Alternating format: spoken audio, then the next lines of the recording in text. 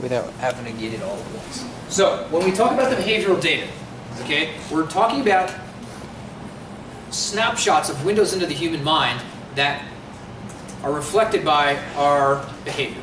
And so it's one of the real challenges of cognitive neuroscience is trying to figure out in psychology, right, what's going on inside a person's head.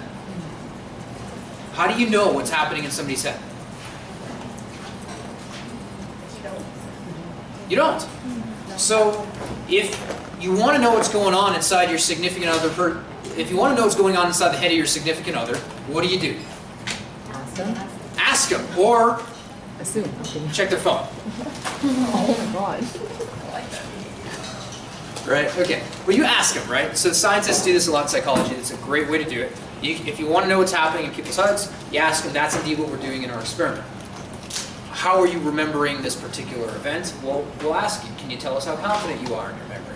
Great. Do you happen to remember where this information came from? Terrific. They can tell us a little bit about it. We spent a lot of time this semester talking about the ways that we can gain really useful insight into the memory processes that are supporting our cognition by using our confidence scales and also using source memory tests. So you guys are all experts of that by now and have done a very good job keeping up to speed on that. And so now we want to analyze that data of what buttons they pressed to understand a little bit more insight into what was happening in support of that cognition. Okay, and so one of the big sort of important things that if you don't take anything from the class, if you remember a couple of these things, it's just that, you know, physiology by itself is really nice and pretty, and so is behavioral data. But on its own, they're very limited in their usefulness. They are still useful, but that usefulness has a limited extent, right? What we really want is the gold standard, which is convergent evidence, which is evidence that converges from two different angles, from two different pieces or types of information, which is why we're doing both behavior and physiology. So when we see just physiology, we can see some useful things, but sometimes we can draw wrong conclusions about physiology if that's all we're looking at. We want to add a couple different dimensions when we're looking at things. We had, as an example, a colleague and I had a finding we reported last year about social psychology and used ERPs to study the mirror exposure effect.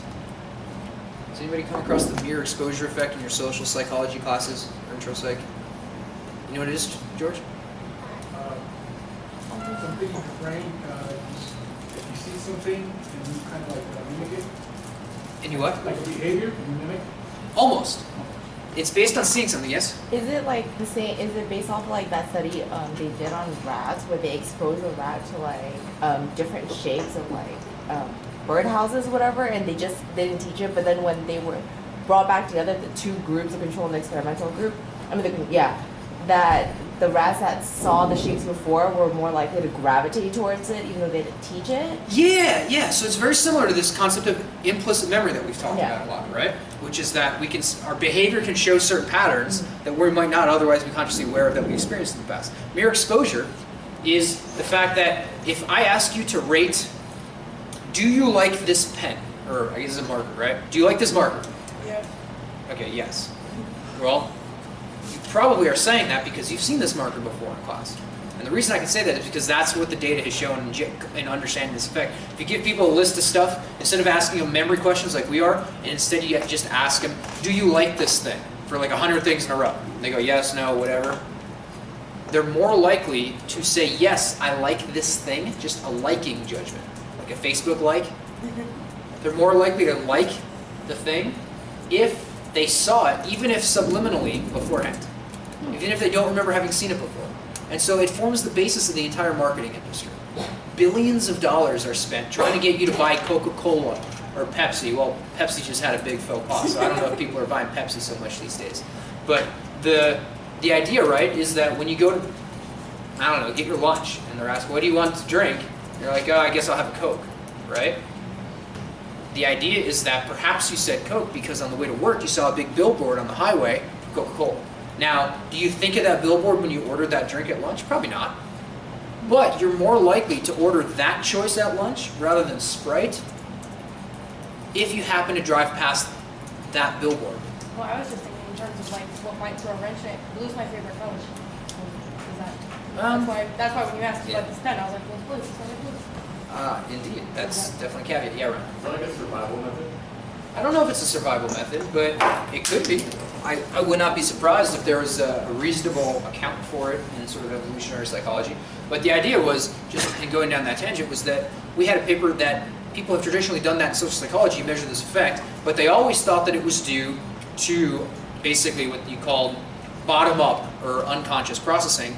And we were able to use ERPs in the study that we did last year that used ERPs to show that based on timing of the effects and some experimental conditions that we controlled, that there were also some what you call top-down or conscious influences on that liking judgment. And so one of the take-home findings that we mentioned in our little conclusion section was that the results helped underscore the importance that if you're going to use ERPs to draw conclusions about some aspect of cognition or psychology, that it's very limited to do so if you don't also include the behavioral responses as well. And vice versa, if you're just going to do behavior and not going to include ERPs, you could be missing a lot of useful information.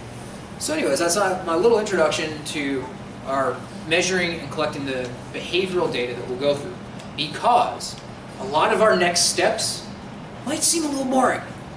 We're going to do a lot of Excel work, a lot of work in spreadsheets, a lot of copying, a lot of pasting, a lot of following instructions. And I want to, those are really essential steps because we can't make sense of the data if we don't organize it. So as we start and embark on learning how to do that, I want to keep in mind, why are we doing that? Why are we going to do some boring stuff in spreadsheets and stuff like that? It's because it's helping us get to the point of our take-home message of which behavioral condition might be better performing than another or have higher reaction times than another, so that we can bring it together with the ERPs to illuminate something about cognition that we had a question about or that we did not yet know, that we're trying to discover. Does that kind of make sense? Okay, enough introduction? Cool. So what we're going to do is I'm going to, just like we've done so far with everything, I'm going to do a demonstration, show you guys what we're going to do to analyze some of the data. Now you might remember I did a little bit of this a few weeks ago. I'm going to do some more of it. I'm going to walk through it, I'm going to talk through it, and then you can do it together with me, and then I'll cut you loose and you can work on it, and I'll work with you on it independent. Does that sound like a good plan? Okay, so big picture, we have what, 90 subjects, right? So you were working what, with 30 for your ERPs, is that correct? Mm-hmm. Okay, so what we're going to do first is make sure that every group is going to first be responsible for analyzing the data of the subjects you collected. So whichever numbers were your subject numbers, those are your responsibility. Okay? And then, once you get those suckers done, we all have access to everyone's data, right? You can download those subject folders from Drive, and I'll show you where they are again, of another number of people to add up to 30, and then you can analyze those. That way everybody will have a different random subset of 30 subjects, making sure that everyone has different data. That means nobody can copy you or whatever, and keeps all of you guys with unique data sets. Okay? Does that sound like a good plan? So, we're going to start with 1. I'm just going to do 1 with you right now. Then we're going to build from 1 subject. Maybe you'll do 1, and I'll work with you on it here. Then from 1 and 1, then you'll have to do your 10, and then you'll just find 21 somewhere. Sound like a good deal? Reasonable? Okay. Now what I should say too is, I have gone to a lot of effort to prepare our analysis for you in ways that you'll never know the extra work that put into getting this stuff ready. So it is as optimized right now as I can make it for you, which is a very useful bit. Okay, so it's as simplified as we can make it, and just basically requires following instructions. So let's just dive right in then. And so when we're up in our Drive folder, just so you know, I happen to move our subject folder. So we have our folder here that says save your subject data here. It used to be in here. I just pulled it out and I just gave it in this higher system. So it's just within our experiment 15 folder. We're just going to go save subject data here. Okay. Now, actually, good question. Has anybody not uploaded the subject's data that they were supposed to have? Everyone's done that? Okay, so what I'm going to do, I'm going to change this name. Instead of save subject data, I'm just going to say subject. Let's see if I can name it something else. Subject. Let's call it behavioral data.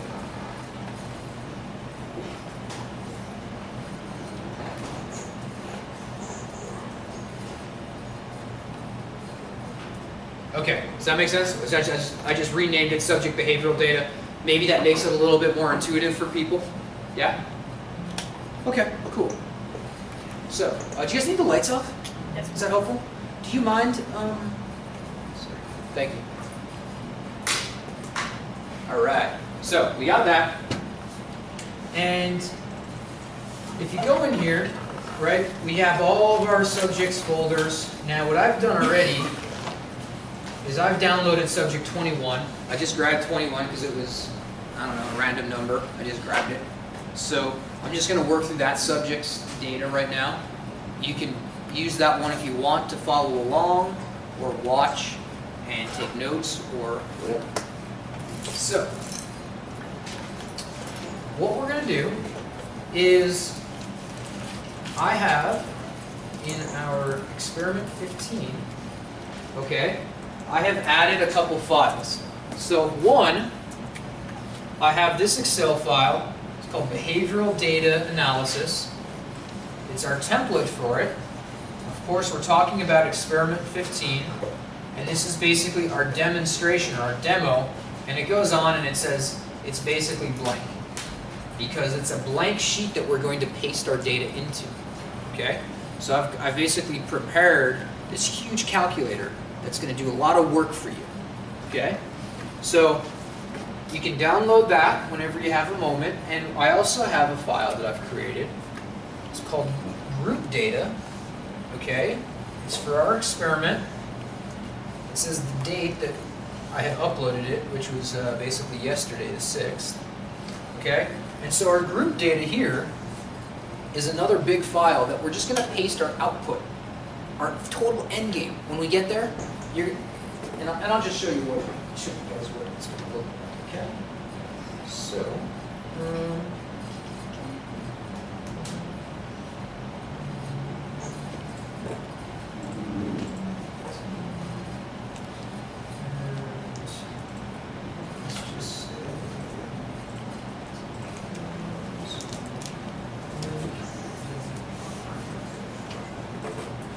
yes. Do we download the subjects individually or the whole subject behavior data? Like at one time? Go download the folder. Yeah, I mean the easiest thing to do is just download the whole folder of subject data. It'll go quick. So, for example, okay, this is our group data. Okay, and it's blank right now because we got to fill it in. So this is kind of our destination. This is where we want to get to. And I kind of just wanted to show it to you at first because then we'll start in the beginning and show us what do we have to do to get to where we need to get to. Okay? So you have your subject number, 1, 2, 3, 4, 5, 6, 7. And let's say that, Brittany, what subject numbers did you do for your group? What's that? 30 through 40. Okay, so that's going to be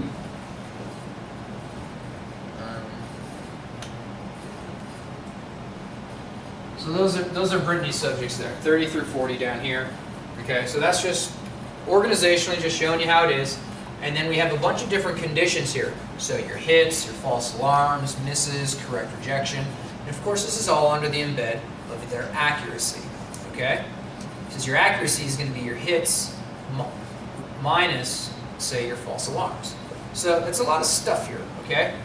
And there's tons and tons and tons and tons. And you can scroll all the way to the side. I've created so many ways to calculate this. Okay? It's all the way out there. Holy crap. Good jeez. Look at that. Okay. Tons and tons of stuff that includes both your accuracy as well as sections that also cover their reaction times. So what's really great about it is we're going to just paste that information in.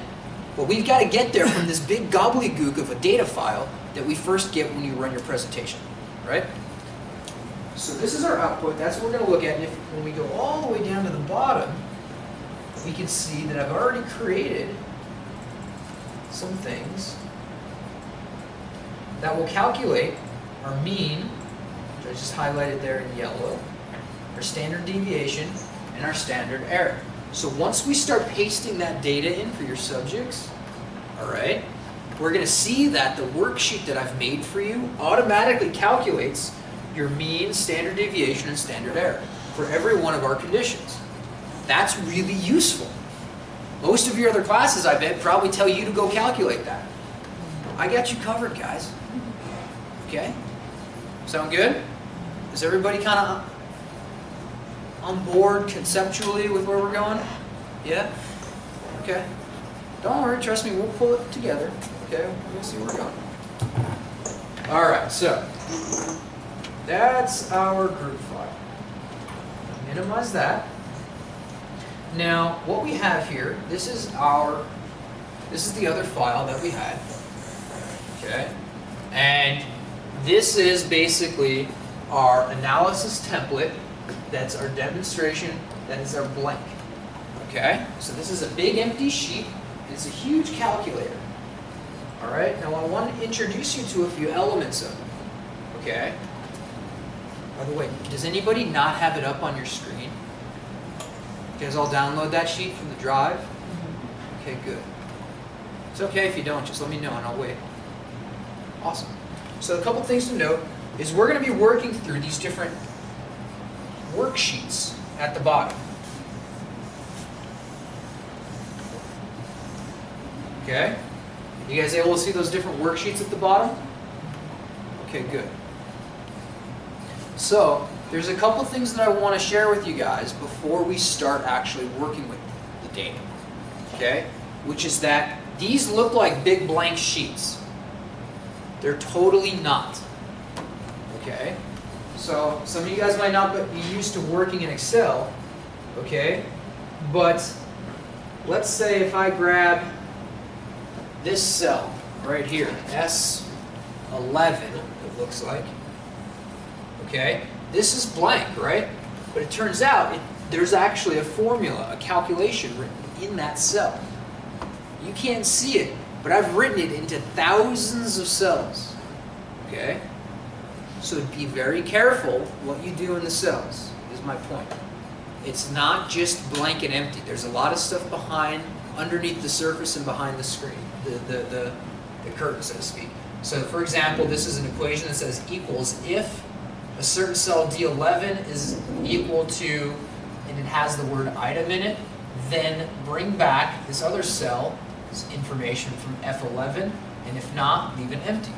So since nothing is in that cell for F11, it brings it back empty. So that's why it looks like big empty sheets, but as soon as we paste stuff in here, it's going to beautifully populate itself. Okay? So what I want to teach you guys how to do is get the information into here into the right way. Does that sound good? Conceptually? Terrific. Okay. So the way that starts, okay, is that where we want to end up in is this data input sheet. And to get there, we need a list of all of our different test data that comes from our first test 1, test 2, test 3, and test 4. So T1, T2, T3, and T4. Sound good? Okay. So, let me show you how we're going to do that. Okay? Let's see here. So, if I'm in my folder, okay, let's say I'm in subject 21. Right? We have lots of these little data files. These are all text files, and I'm going to open it in Excel. Okay? Now, if you have Windows, what you can do, and this is what I do, is I right-click and it says open with, and if it says open with, it'll give you the option for Excel right there. Or you can go to search, or choose, or you can go choose another app, and then browse, and then when you browse, you can choose, you navigate down to Excel in Microsoft Office. That's what I do in Windows. It's not the only way to do it. If that doesn't work for you, or if you have a Mac or some other approach, you can just simply do this, which is you can come to Excel, okay, open a new file, have it be blank, go to File, Open, Browse, and let's say I want to take it to our class.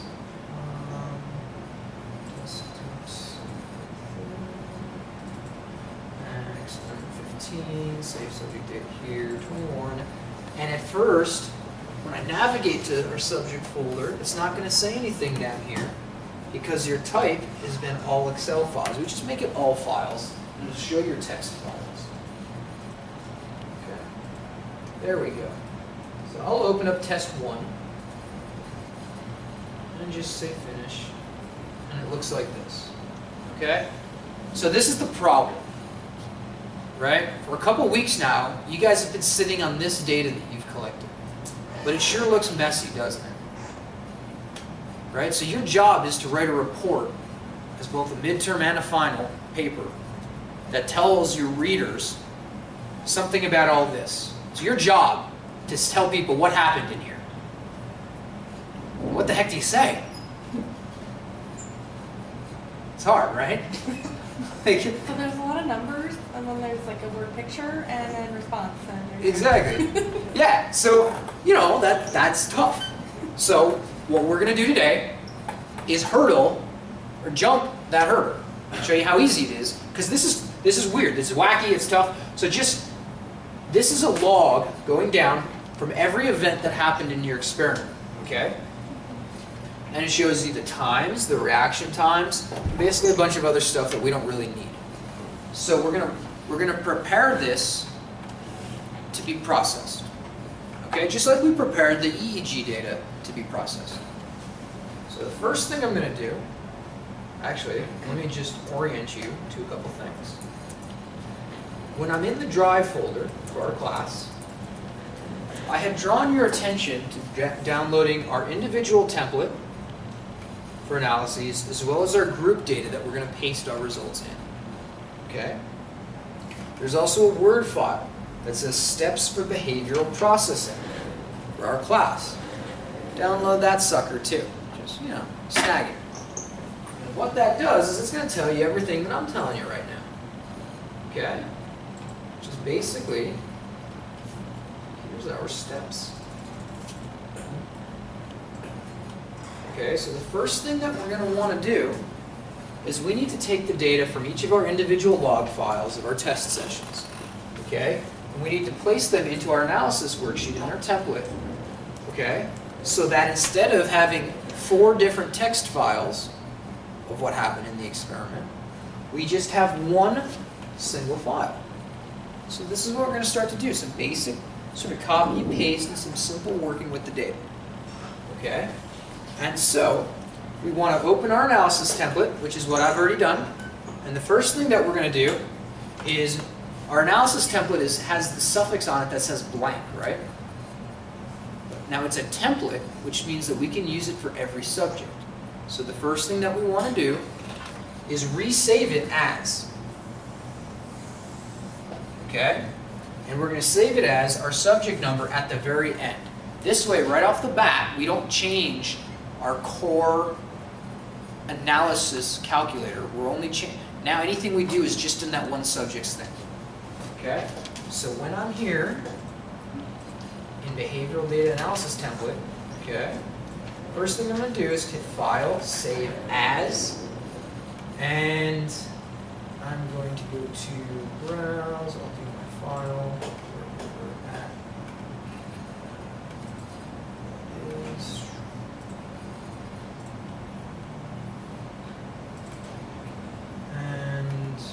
experiment So in that subjects one, I'm going to get rid of, so here I'm in subject 21. I'm going to get rid of, it says blank, and instead I'm going to say 21.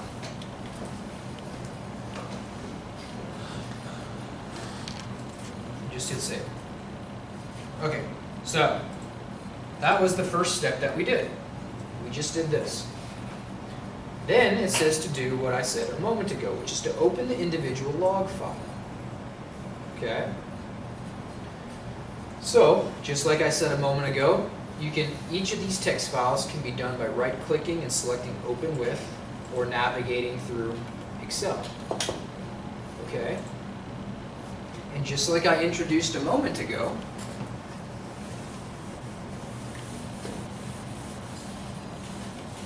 okay, we said that there are 4 worksheets. We said there's test 1, test 2, test 3, test 4.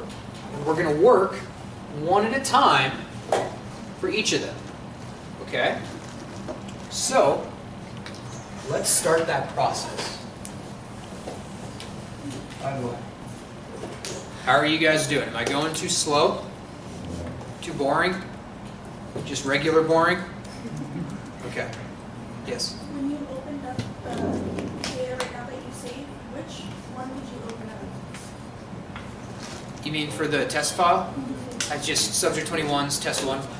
Test one? Okay. Yeah. Yes, Ron? Can you just go through this really quick to getting like 21 into the Excel? We're going to do that now. Oh. Yeah, we haven't even done that yet. Yep, all we did was open it. You mean in, yeah, so go to Excel, File Open, and then navigate to Subject 21's folder, and open up their Test 1 log file. And if it doesn't show it in that folder, in the bottom, in the little section of the Open menu, you want to have it selected for all files, not just all Excel files. Does it work? You guys good? Okay. So let's just do that, and I'll show you what we do next. So we are going to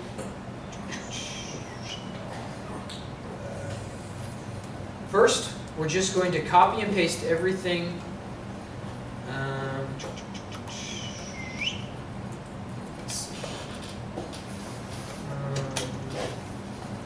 Everything from the test 1 worksheet into a new worksheet.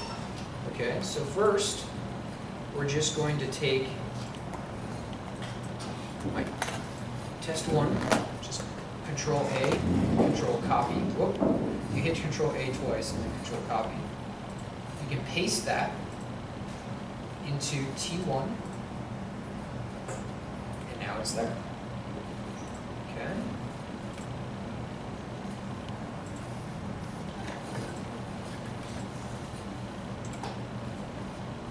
Okay, so see how I did that? I just took and I put it into test 1. This way, this is all of our one big Excel file. And we're just taking all of our individual log files and we're putting it into one file within its worksheets. Just so it's going to be easier to work with. Okay? And then I'll do that for 2, 3, and 4. Okay? So just like that. Now we do test 2. With Control A, Control C, it's copy, T2, Control V for paste, done. Now I can close this one. Okay, let's do number 3 and number 4. Okay.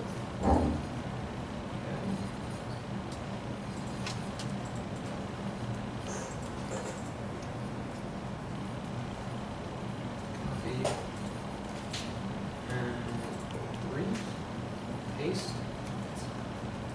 and then 4,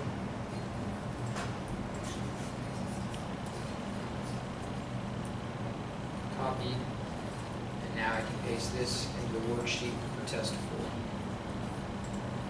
And I'll save. I close out these individual log files that we had open.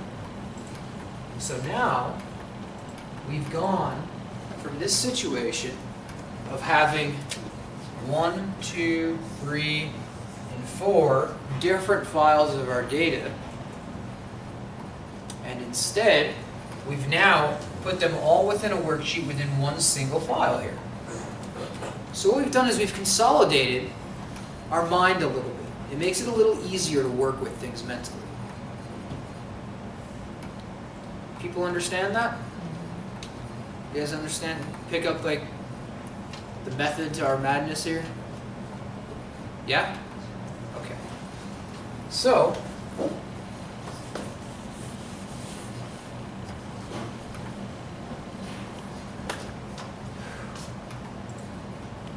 let's see what our instructions say next. Okay, so it said we opened the log files. We said there's 4 of them, so each subject should have 4 log files. We saw that. We said that each of these text files need to be opened in Excel. We did that. And then we said in the analysis template there's 4 worksheets, T1, 2, 3, 4, corresponding to test 1, 2, 3, 4. And we said that for each of the text files, we highlighted, we copied, and we pasted its data into the worksheet for that test session. So we just got done doing that. So that's where we are in our Microsoft Word instructions. Okay? And let's see here. This is going to basically make it easier for us to work with the analysis files. Okay? And so, just like we just got done doing, once this is done, okay, you should be able to close those individual text files like we just got done doing so that only our workspace or our work screen is open and it's not too cluttered. Okay? So I'm saying this now and I'm pointing out these steps in the instruction sheet so that you know that it's there and the reasoning for why we're doing what we're doing is there when you study it in your home and you do this for the homework and you work on your own. Okay, that's why I'm kind of walking through it a little slow.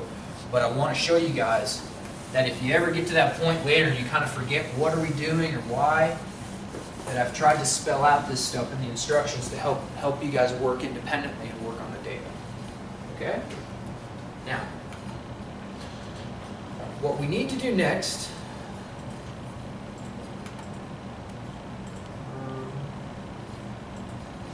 Just a question, just in Yes. case like we want to look back, and are these on the folder in the Google Drive? Yes, in fact, I suggested that you already download them before we started the conversation. Oh no, I mean the No, the directions too. Okay. Yeah, they're there. So you can download them if you want. You don't have to now because, I mean, we're just walking through. You know? So we're going to do this section next.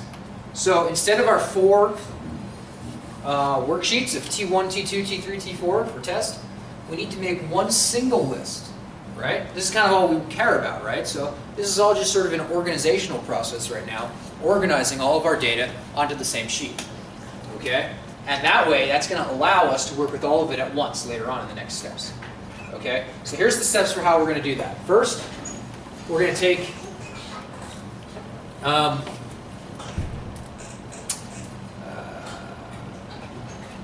let's see. Ooh, you know what? I need to add something in here, okay? We are going to, well, let me just make sure that we have here what we need. Oh, yeah. First, we're just going to do some copy pasting. Sound good? Copy paste is easy, right? It's like the best way to write a research paper. Kidding. Right? It's a joke. Don't just copy and paste your research papers. Okay? So what we're going to do is when we come into our sheet here, we're going to see that we have a little worksheet on the bottom here. It's called All Tests. And so all this is going to do is put test 1, test 2, test 3, test 4 all together.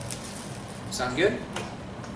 It's just really easy copy and pasting, and I've already sort of put all the instructions in there, so it's there for your reference. Okay? So I'm just going to copy from test 1, put that there. Oh, you got to scroll all the way up the top, it looks like, yeah. Okay. In test 2, now here's the thing. In test 1, we started with the header, right? When we move to test 2 worksheet, we're just going to start here and grab the actual data. So just a little note there. Right? This is test 1, and we grabbed all the data. When we move to test 2, we're just going to grab from here down. You'll see that right now.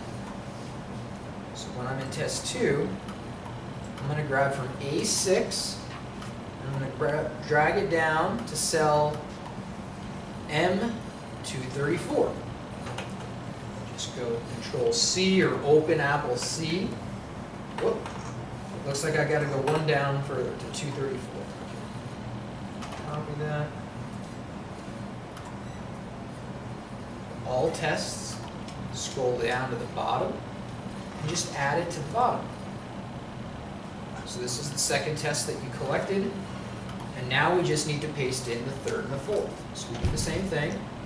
Test 3, I like to start, little tip is I start at the bottom, like Drake, and then work up. You guys know that Drake started from the bottom, right? He's here now. Okay. Copy that. Paste that there. We'll do the same thing for test 4. All the way down to the bottom like Drake. And then we scroll to here. So it's A6 through M, probably 236. And we go to all tests. And we just paste it at the bottom. Okay.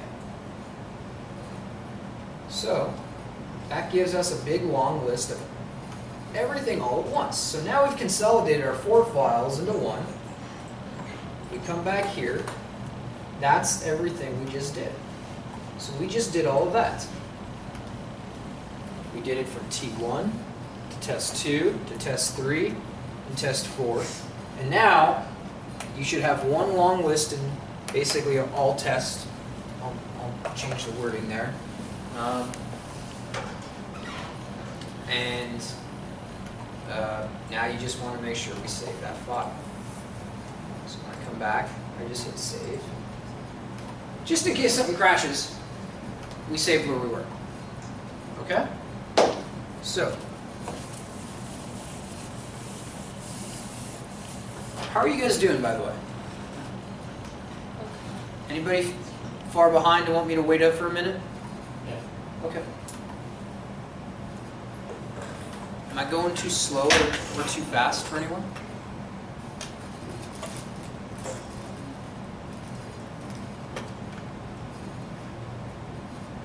So Fitra, if you got the email from our lab, this is what Lindsay's hoping to show people how to do later today too.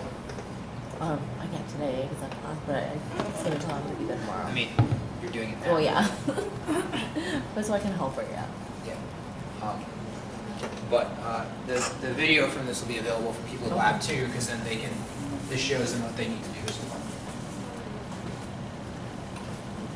How you doing, Ryan? Back on track?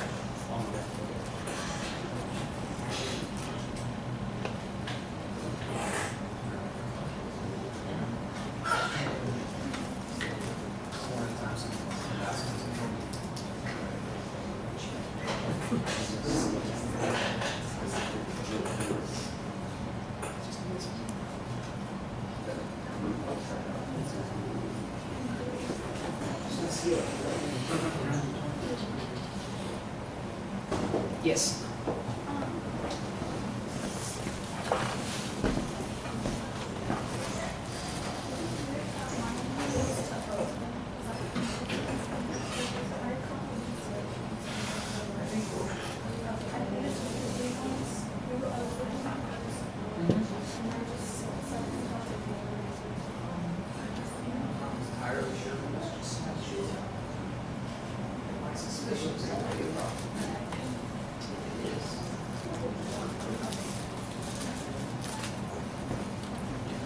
Okay, so let me just show you what we do next then.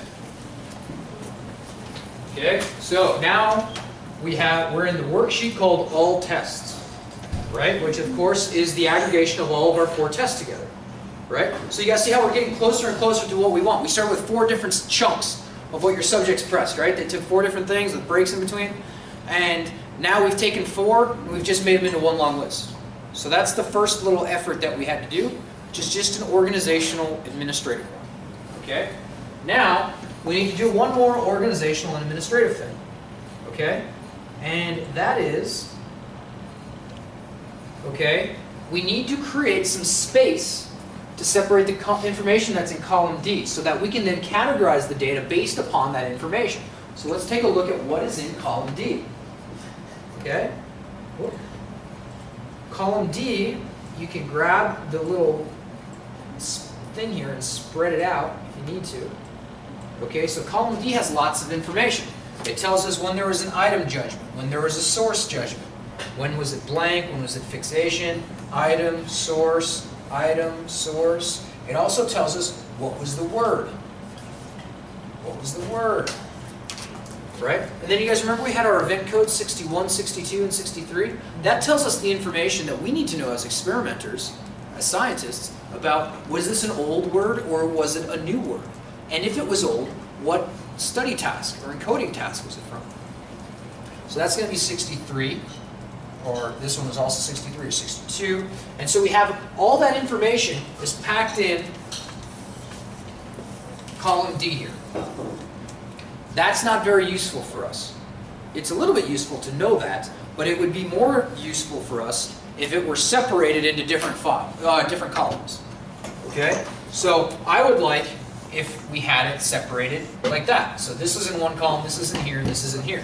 Now Excel has a really nifty way to do that. Okay? And that's exactly what we're going to do. It's called text to columns. It's really easy. I've written the instructions for it down for you in that little worksheet. And I'll show you what we do. All right, you go to column E, and you basically right-click and go Insert. We're basically going to insert a couple columns. Okay? And I think it's 3. Okay, let's see here. It's 3. Yeah. And then you grab column D, and you go to Data, Text to Columns. So we go Data, Text to Columns, and just hit that little button. When you hit it, it's going to bring us some options, and it's going to ask us, how do you want to delimit? How do you want to separate your columns? So you hit the Next button, and it's going to give us some options here for how do we want to delimit or how do we want to separate our data, right? So we're taking all that stuff from one column and we're separating it into 3. The computer, right? This is your servant, right? You are the queen of your castle. You are the king of your domain. You're saying, servants, go separate some columns for me. Separate this information into columns. And the servant goes, okay, yeah, but how do you want me to do it? And you're like, okay. Separate it based on if there's a space, right? If there's a space between these, that's where we want it to split into different columns. So you're just going to check this box here for space. And when that's done, you can basically hit finish. Okay.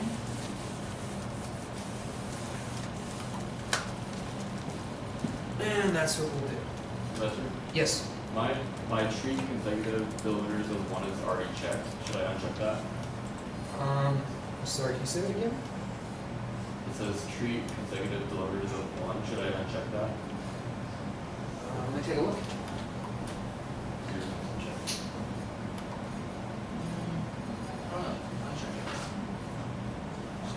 And then hit finish and then next. And see what it did? It took, now we just have only one thing in this column. Our items are here, and this is our code for what happened. Nifty little trick, right? Okay, so now that we have that, okay,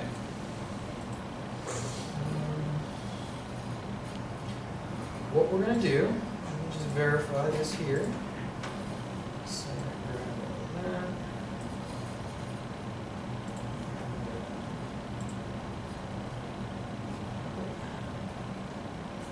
that. Actually, what we're going to do, test, is we delete column G, because it looks like I told you to add one extra column there. So I added 3, but we really just need to do that 2. So anyways, now what we're going to do is we're just going to highlight all that information, all those columns, come back into our data input tab, and where it says this little yellow button to paste in here, paste that in, and we'll find that it will allow us to start working with the data a little bit. Okay? Let me see here.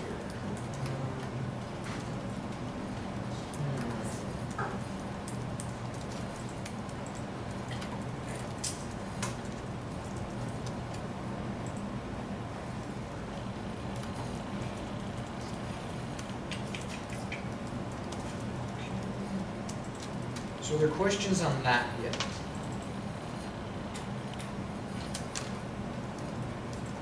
Seem to work.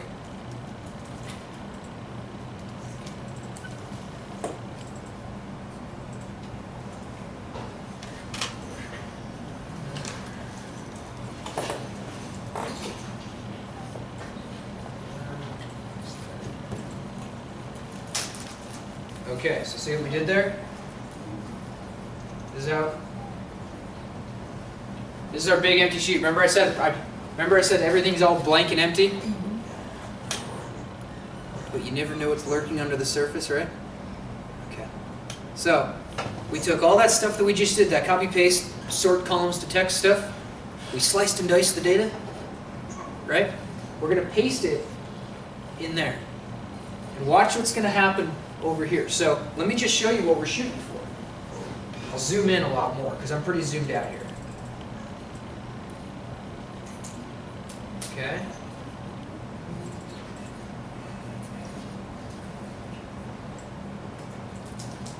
So what we want to do is we want to know this information about our data, right? We want to know what was the word? What condition was it? Was it old or new? We want to know what did they say for their item judgment, right? 1 to 5. We want to know what did they say for their source memory judgment, 1 to 5 confidence. We also want to know what was the reaction time for their item judgment, what was the reaction time or the response time for their source judgment, right? Then we also want to know what was the overall event code, our 4-digit code, right? 6253. We also want to know our, it gives us some other codes for just the item and source memory too. Now right now it's all empty because we didn't paste that information in yet. But watch what happens. This will automatically populate because I wrote all these calculator formulas for you when we paste this in. All right, let's zoom out. And paste. So check that out. Isn't that cool? Now, this automatically is populated, just like we were looking for earlier. See how this fills in? Yes, ma'am. We're pasting everything from all tests, right? Yeah, let me show you exactly what it is. Okay? So I believe it says it in our instructions. Okay? You're going to, we did text to columns, so that was already done. Now we're in the point we need to move the data to data input. And so this is your question. So in the worksheets for all tests, you want to highlight all the columns A through P. So here's what I did here, all tests. You can start up on the whole column side, just highlight everything. It's actually A through O. I'll change that there. 0, O. And then copy and then paste into cell A1 in data input. And of course that's what we did here. And when we do that, we can see that it filled in all this other stuff. Okay.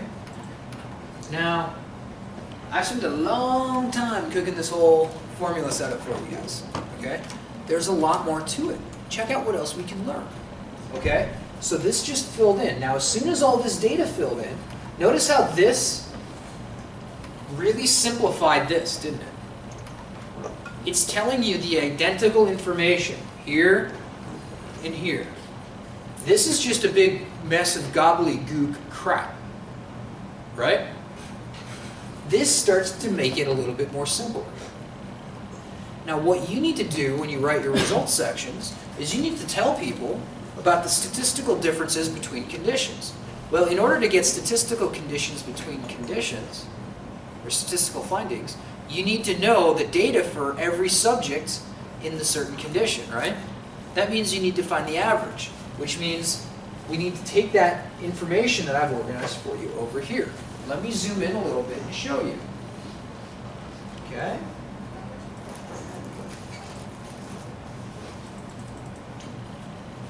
So, are there questions so far on that last step that we did?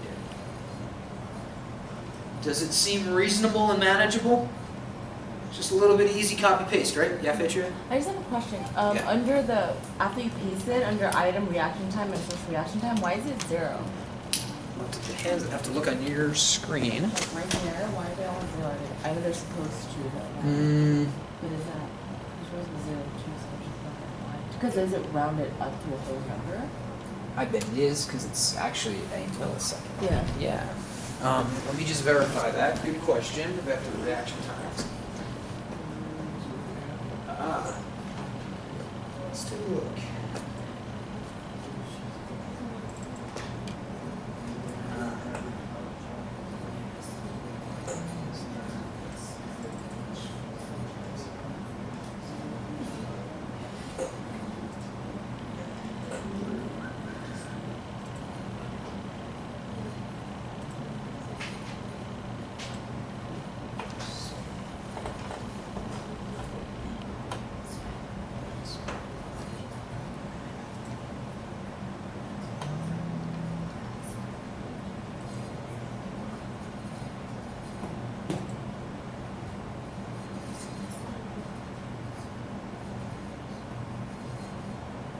Yeah, it was drawing from the wrong set.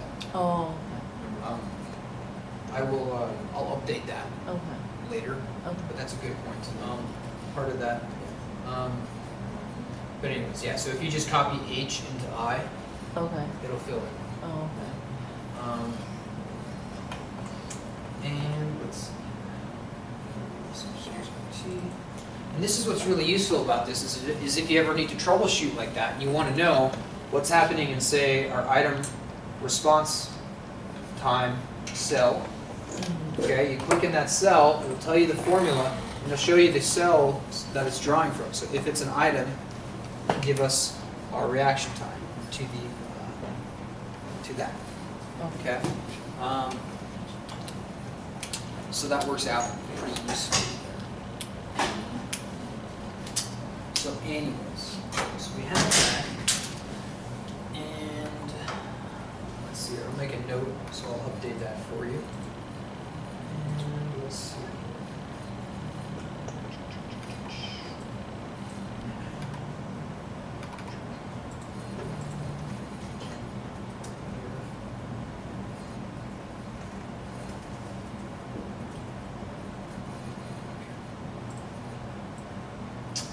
So, when we are in the sheet, then you can see that it auto-populated a bunch of stuff, a bunch of data for you. Okay? So one thing we could see, it makes a ROC curve. You guys remember your ROC curves? Yeah. Right? A lot of recollection and familiarity happening here, right? In fact, almost all recollection. Everything's straight off the chart. There's no real bow to that shape, is there? It's just all y-intercept.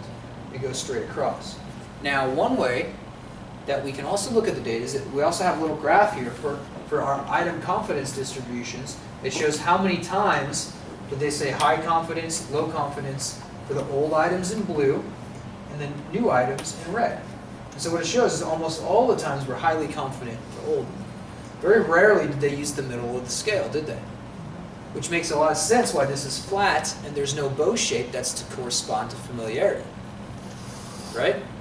And why? It's a lot of y-intercept recollection, because mostly all of the trials were highly confidently remembered. And interestingly, the new items were not so confidently remembered. They're all mostly in the middle here, or at least a little bit less confident. So it gives us that information that you can see how your subject performed. Okay? Now, Brittany, you said this was your subject 21? No, I'm sorry. Who had subject 21? Oh, you did. So this might actually be you. Or it could be your partner, because usually you might have been the first two people that you tested. That was my sister. It was your sister. Okay. She had very, very strong recollection. Okay. So, what else do we have here? Basically, a bunch of ways of calculating this data. Okay. Counts how many times they had these different combinations, and then if you scroll a little bit lower, it also tells you all this information about reaction times. Okay? So in the same token, it shows that they were faster, and it basically just shows their reaction times. Okay? And so, let's see here. What it does is you don't have to do anything about that, since I already did it for you. I made those sheets for you. If you scroll all the way to the right, you'll see that there's all these columns, all this stuff, and there's all for these conditions. Okay? Now let's just look at some of them. So we talk a lot about hits, misses, false alarms, and correct rejections.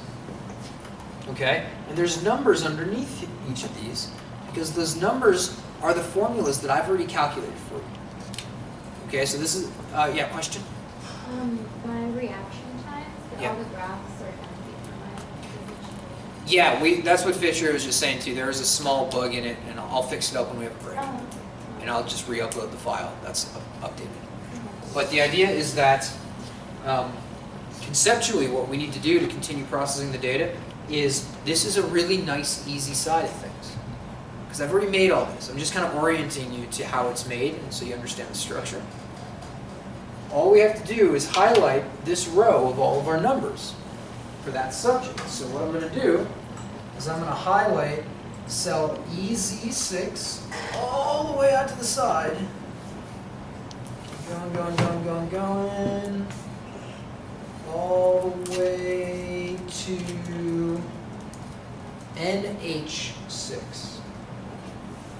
So that's actually what we're going to do. I'm going to bring it out a little bit more. Let's bring it out to, or no, EZ6 through NH6. And you copy that. And if we go back to our, let's see, where we had been in our group folder. Okay. Now all you can do is, it's the same information, so you right click and you paste. It asks you to paste options, and you select paste as values. This is really important because if you paste normally, it's going to paste our formulas in. And it's going to give you a bunch of gobbledygook because it's not going to be able to calculate those formulas in our group sheet. If you just paste the values, all it does is just paste the numbers from that subject, which is your data. So if I do that, Why don't you put it under number 21? oh, you're right. Actually, I should do that. Good point. So you're going to go to 21, which for me happens to be that cell there, and you paste it in. And so now we have all that information. And when you do that for every single subject, you'll have your chunk of people or the other subjects that you'll grab, and what you'll have happen is in our formulas that I've calculated for you down here, you'll have that overall average for the group. Because I was very kind and gentle and decided to make all of that for you. So the formulas are here. It'll automatically work for you. All we got to do is very, very specifically just follow the instructions and just paste, do the copying, pasting exactly of the right information from the right place to the next correct place and to do it in the right way. And we took a long time today now to talk about it because we went through kind of slow, and I wanted to explain the reasoning why we were doing what we were doing. But my hope is that we've done this now through all of our classes. We start real slow, we explain all the reasonings why, but as we continue to move forward now, we can accelerate a little bit. I'm going to talk quicker, I'm going to move quicker, because now we should understand why we're doing it conceptually, and we can just start doing it and trying it out. What do you guys think about that? Is this too much? Is it pretty reasonable? But more importantly, do you understand the why and what we're doing and why? Yeah? And so then what you're going to have available is you're going to have a huge spreadsheet of a bunch of stuff, numbers like crazy, and you can pick whatever it is you want to make your hypotheses about, whatever your conditions are automatically going to be populated with data for you. And that's where you're going to do your statistics on. In the two columns that we're already going to have created. It's going to be beautiful. It's going to be huge. Okay? Sound good? Alright, so that'll wrap up things for what our introduction to this is for now. We can go for about 2 hours. You guys feel like it's a good spot for a break? Take a breather. And then we can start working with the data on your own. Try a couple out. Sound good? Okay, let's take a break. We'll reconvene, and we can then start up. It's about 7 or 8 to 2 right now, so let's aim to start up at 2 or maybe a little bit after, and we will revisit this and give you guys a chance to work with it, try it out. And just like everything, I'm hoping that we'll find some bugs, because that means that we can troubleshoot it, we'll figure it out, and we'll make it better for everyone.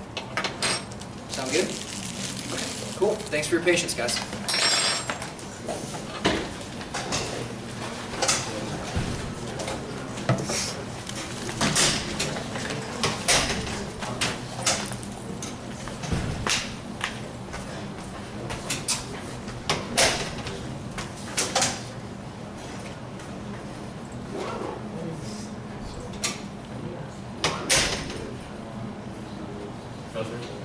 Question. When you were talking about how you got to save it at the very beginning.